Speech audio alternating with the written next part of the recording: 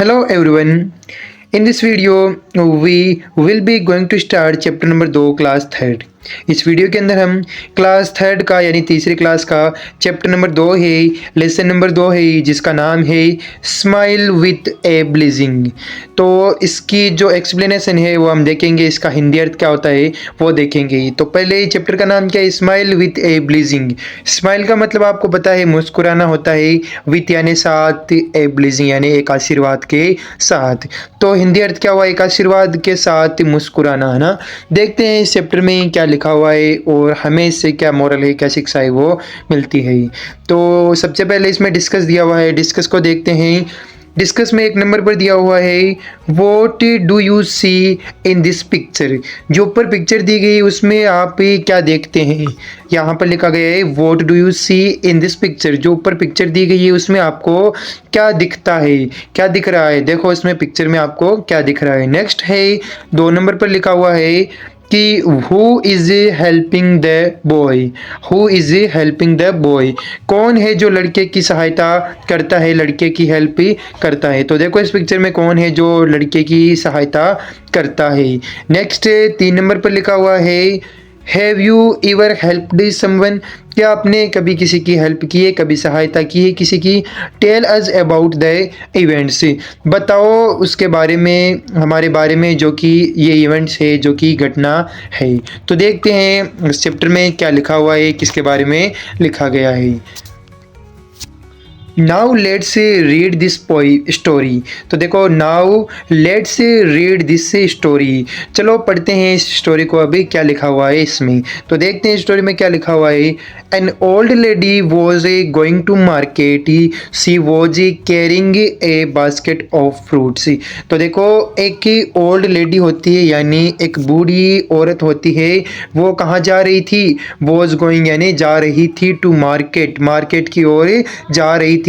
और सी was carrying, carry करना कोई चीज़ है ना। सी वॉज कैरिंग का मतलब है वह ले जा रही थी ए बास्केट ऑफ फ्रूट्स, यानी एक फ्रूट्स की टोकरी, वो मार्केट की ओर जा रही थी और एक फ्रूट्स की टोकरी, एक फलों की टोकरी है, बास्केट है, वो ले जा रही थी।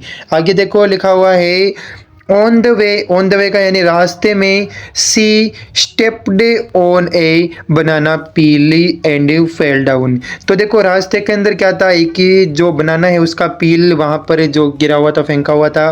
तो सी स्टेप्ड, वह उसके ऊपर पैर रखती है, ऑन ए बनाना पील यानी एक बनाने का, एक जो मतलब केले का छिलका होता है उस पर वह पैर रखती है, और फेल डाउन यानी गिर जाती है।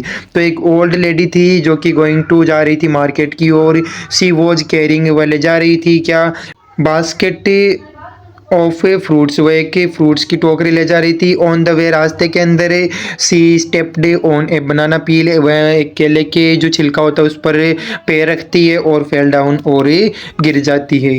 नेक्स्ट देखते हैं क्या लिखा हुआ है। देखो इस पिक्चर में दिखाया हुआ है ये केले के छिलके के ऊपर पैर रखती है और फिसल जाती है। नेक्स्ट देखो people started laughing at her, जो लोग होते हैं वो उन पर हंसना शुरू कर देते हैं।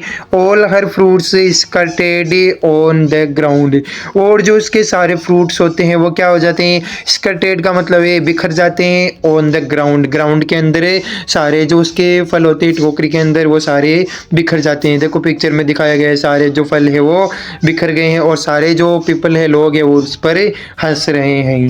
नेक्स्ट देखो यहाँ पर दिया हुआ है Meena helped the old lady to stand.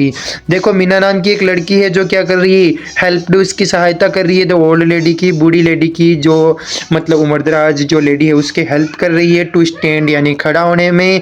और she picked up only the fruits and put them into the basket, और वहाँ पर जितने भी जो मतलब फ्रूट्स बिखरे हुए थे उनको पिक्ड अप यानी उठाती है, ऑल द फ्रूट्स, सारे फ्रूट्स को, और पुट देम और फिर उन्हें इनटू द बास्केट, बास्केट में रख देती है, बास्केट में डाल देती है। आगे देखो Meena through the banana peel into A dustbin. जो मीना होती है वो क्या करती है, जो बनाना का पील होता है, जो बनाना का जो केले का छिलका होता है उसको कहाँ पर डाल देती है, इनटू ए डस्टबिन यानी एक डस्टबिन में डाल देती है।